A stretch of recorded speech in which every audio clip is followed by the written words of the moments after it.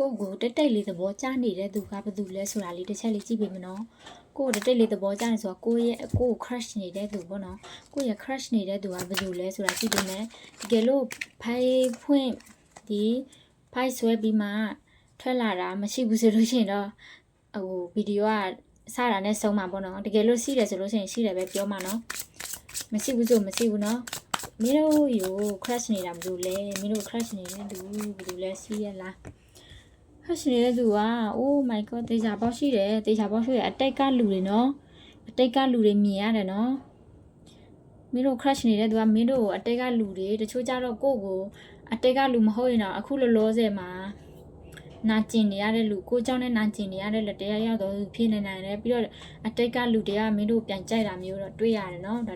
တချို့လူတွေပြီးတော့ဒီဟိုကြတော့ဆိုဒီယက်ကကြတော့ water sign air sign energy တွေ့ရနော် air sign ဆိုတော့ Gemini ရဲ့ Libra ရဲ့ပြီးတော့ဟိုရဲ့ Aquarius တရားရောက်ကဖြစ်နေနိုင်နော်မင်းတို့ကြောင့်နာကျင်မင်းတို့ကိုနာကျင်အောင်လှုပ်သွားတဲ့လူတယောက်မင်းတို့နှစ်ယောက်လောကဒါမှမဟုတ်နာကျင်ဒီခံစားချက်တွေအခုလောလောဆယ်မှာနာကျင်ရတဲ့တယောက်တော့သူတွေကထိခိုက်ထားတဲ့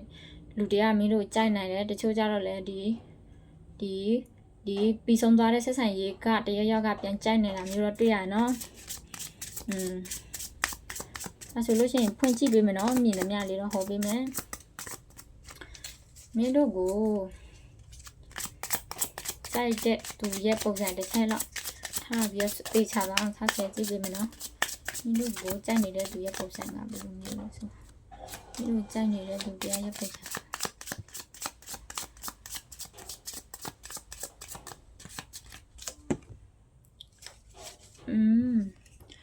သူကနည်းနည်းစိတ်မြန်လက်မြန်ရှိတဲ့လူမျိုးတော့တွေ့ရတယ်နည်းနည်းအစိတ်မြန်လက်မြန်မဟုတ်ရင်တော့ဒီလောက်တခုခုလောက်ပြီးဆိုလို့ရှိရင်လည်းလေအဲ့လိုမျိုး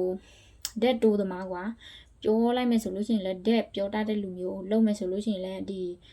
energy အပြည့်နဲ့လောက်တတ်တဲ့လူမျိုးတွေတွေ့ရနော်ပြီးတော့ဒါသူ့ရဲ့ပုံစံပါပြီးတော့သူကကြတော့နည်းနည်းဘယ်လိုပြောမလဲ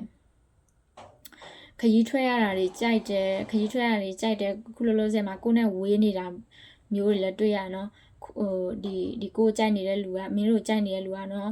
ပြီးတော့သူကခရီးထွက်ရတာမျိုးတွေကြိုက်တယ်ဒါမှမဟုတ်ရေနဲ့ပတ်သက်တဲ့ခရီးမျိုးအခုလောလောဆယ်မှာထွက်နေရလားမသိဘူးပြီးတော့တချို့ကကြတော့ဒီအဝေးမှာရောက်နေပြီးတော့ခရီးတနေနေရမှာရောက်နေတာပြီးတော့သူကကြတော့အိမ်နဲ့တိတ်မကဘူးအိမ်နဲ့တိတ်မကဘူး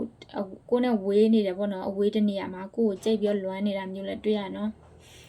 ဒါသူ့ရဲ့ပုံစံတော့မဟုတ်ဘူးသူ့ရဲ့စိတ်နေစိတ်ထားကိုလည်းတွေ့ရတယ်နော်ပြီးတော့သူ့ရဲ့ပုံစံကဘယ်လိုပြောမလဲပုံစံကနည်းနည်းလူလပန်းမှာတွေ့ရတယ်ပြီးတော့အသက်ငယ်တာမျိုးလည်းတွေ့ရနော်ကိုယ်နဲ့အရွယ်တူလောက်တာမျိုးလည်းတွေ့ရတယ်လူငယ်ဆန်တယ်ပေါ့နော်လူငယ်ဆန်ပါတယ်ရှင်အဲ့တော့သူမင်းကိုဘာကြောင့်များ crush နေတာလဲဆိုတာကြည့်ပြီးနော်သူမင်းတို့ဘာကြောင့်များကြိုက်ပြီးတော့ crush နေတာလဲသူမင်းတို့ဘာကြောင့်များ crush ပြီးတော့ကြိုက်နေတာလဲသူမင်းတို့ကိုဘာကြောင့်များ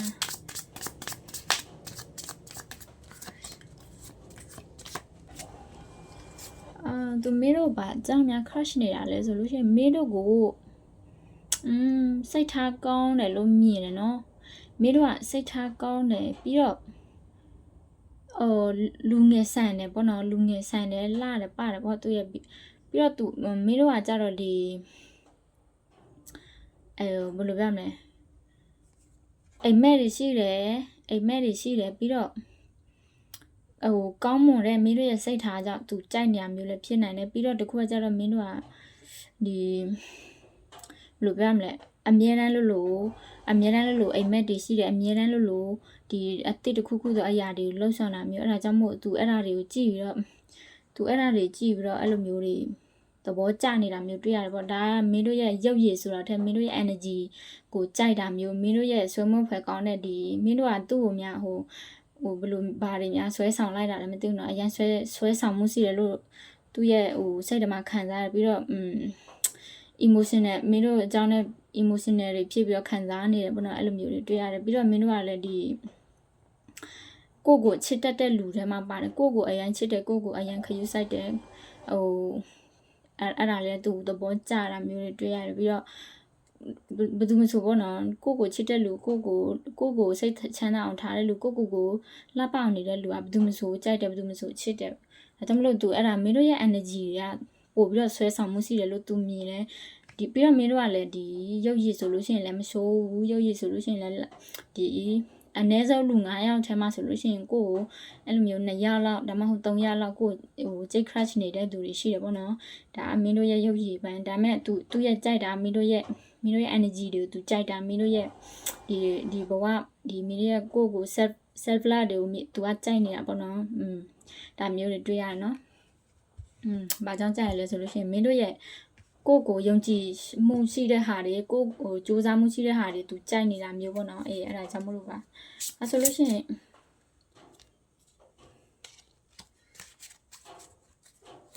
အဲ့ဆိုလို့ရှိရင်သူအဲ့ဆိုလို့ရှိရင်သူမင်းတို့ဘယ်တော့များဖွင့်ပြောလာမှာလဲကြာမလားနေမလားဆိုတာကြည့်ပေးမယ်သူမင်းတို့ဘယ်တော့များဖွင့်ပြောလာမှာလဲ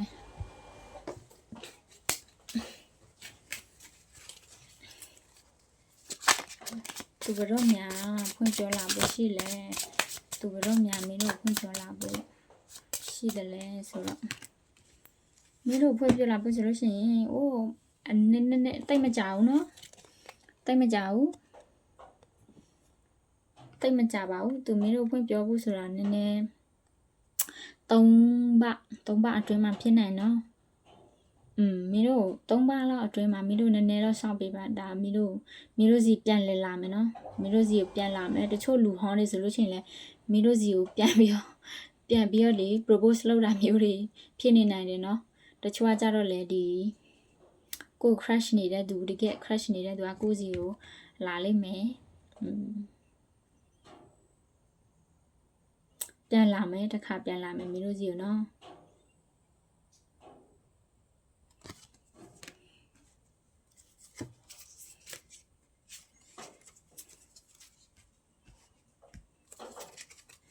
ဒါဆိုရင်မင်းတို့နှစ်ယောက်ထ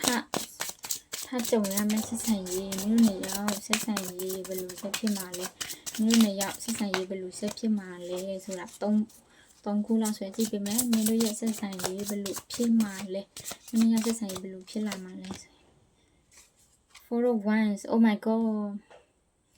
4 of Wands ကြတော့လေမပူနဲ့မင်းတို့ပြန်ကိုစုံရလိမ့်မယ်နော်မင်းတို့ကဒီပျော်ပွဲရှင်ပွဲတစ်ခုနဲ့ပြန်ပြီးတော့ကြုံရလိမ့်မယ်သူမင်းစီကိုပြန်လာပြီးတော့ပျော်အောင်လုပ်လိမ့်မယ်မင်းတို့နှစ်ယောက်ဒီပွဲတစ်ခုမှာစုံရလိမ့်မယ်နော်ပွဲတစ်ခုမှာဒီမဟုတ်ပါတီပွဲတစ်ခုမှာချိန်ပြီးတော့ဒါမှမဟုတ် coffee ဆိုင်တနေရာမှာချိန်ပြီးတော့အဲ့လိုမျိုးမင်းတို့စီပြန်လာလိမ့်မယ်ပြီးတော့ကပ်ပယ်တွေဖြစ်နေနိုင်နော်ကပ်ပယ်ဖြစ်သွားလိမ့်မယ်နော်ကပ်ပယ်ဖြစ်သွားလိမ့်မယ်ပြီးတော့သူမင်းတို့စီပြန်လာပြီးတော့ကပ်ပယ်မင်းတို့ပျော်အောင်ထားပြီးတော့မင်းတို့ကိုအဲ့လိုမျိုး propose လုပ်ပြီးတော့သူ့ရဲ့ဘဝလက်တွဲပေါ်အဖြစ်သူရွေးချယ်လိုက်မယ်နော်သူရဲ့ရည်စားအဖြစ်သူရွေးချယ်လိုက်မယ်ဒါအရင်ကောင်းပါတယ်ဒီဖိုင်ကပြီးတော့တခုကဖြစ်လာမယ့်ဆက်ဆံရ3ခုဆွဲပေးတာဆိုတော့ဒီတခုကကြာလေမင်းတို့နဲ့အသိပြန်နေစတင်မယ်မင်းတို့သူ့ရဲ့အားအင်သူ့ရဲ့အားအင်အသိတွေနဲ့သူ့ရဲ့ဒီ energy အသိတွေနဲ့သူ့ရဲ့ဒီ